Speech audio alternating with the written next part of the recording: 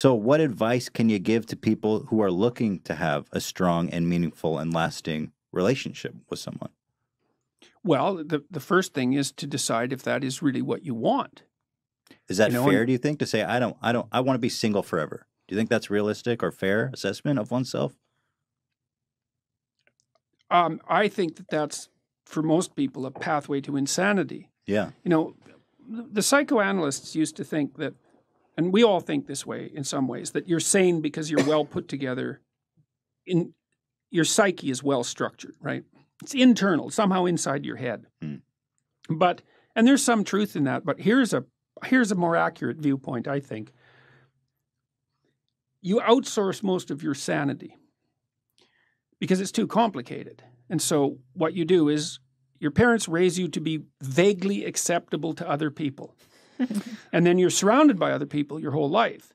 And then every time you go off the rails a little bit, even just a little bit, people signal to you.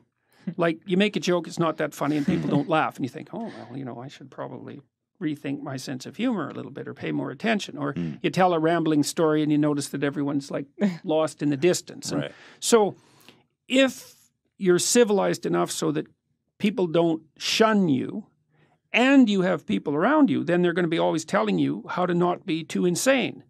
Well, if you're alone, you drift. Right. You drift, and you'll drift in the direction of your biggest weakness. And so, there are some people, maybe they're introverted and disagreeable. They're not cut out for a lot of social contact. But we're social animals, man, right to the core. Sure. And it's a suboptimal solution for the vast majority of people.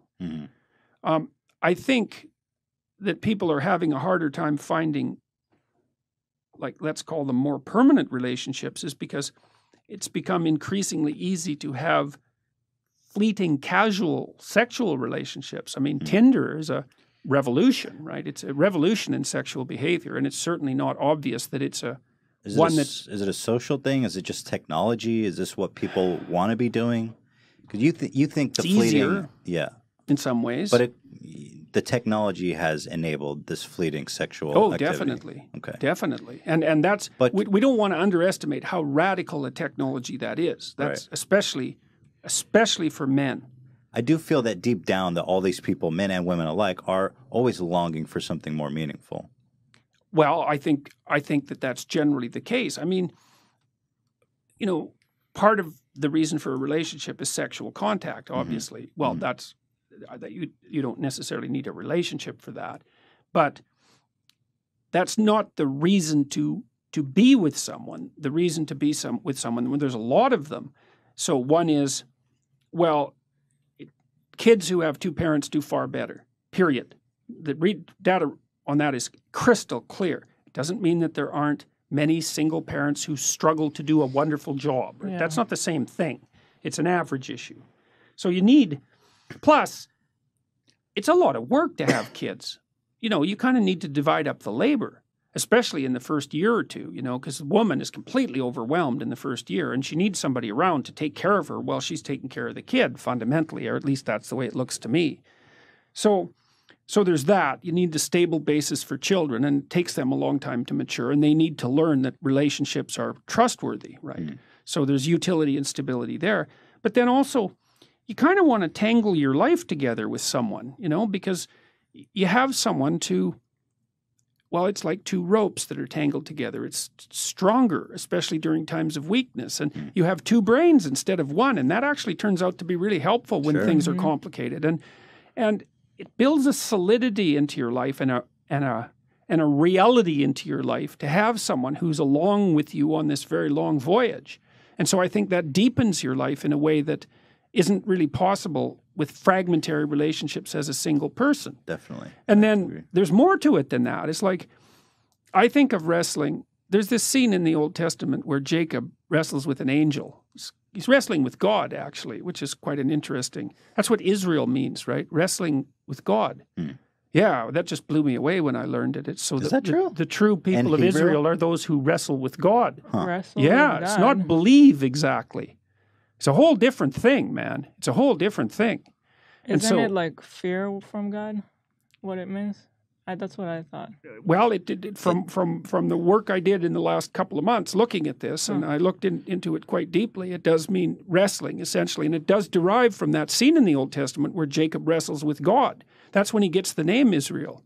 And his hip is dislocated, right? Permanently. He has a permanent limp after that. It's no joke.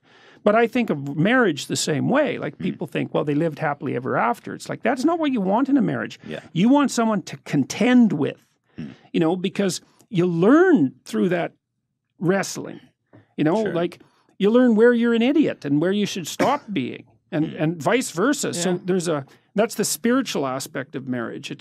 It's the fact that you have to contend with someone under all sorts of circumstances, theoretically is what would you say? It's a manner of promoting psychological, or you could say spiritual growth. And it's genuine. You know, that's why marriage is a sacrament in most human communities, right? It's stamped both by the state and by the sacred authorities, because it's not just a physiological union. That's what animals do. And I mean, there's nothing wrong with the physiological union, but it has to be placed in the context of everything else a human being is. And I do think it's dreadful for people not to have that. And do you think it's become harder for people to have meaningful, lasting relationships, or has it always been this hard? I feel like I thank God that I'm not dating now, because I feel like it seems like it's miserable out there right now. Well, it's to hard. Try to meet people. It is hard although, you know, it's easier to meet people because there's more ways of meeting them. Right. But the ways of meeting them are more shallow. In my clinical practice, I would say that the rise of the internet dating option has actually overall been good for people who are looking for a partner. Now, there is some speculation and some evidence that it lowers the transaction price of separation and divorce. You know, because one of the reasons you don't separate or you don't get divorced is like, well, you're going to find someone else. And if it's easier to find someone else, then perhaps you're more tempted to sever the relationship. So maybe you lose in one place where you gain in the other. But I think there are different kinds of hard that it is. You know, it's hard for couples to figure out how to manage two careers. It's hard for women to figure out how to get educated and get their career launched at the same time that they're finding a partner and having kids. Because women have this tight time frame, you know. I mean, they've got to get a lot done by the time they're mid-30s for sure. And so it's not much time, you know. It's like 15 years really from the time you're an adult. You better get at it. It's not very long. Right. So I think there are new challenges that have arisen that weren't there for previous generations. But previous generations had it hard in other ways. That's very true, yeah.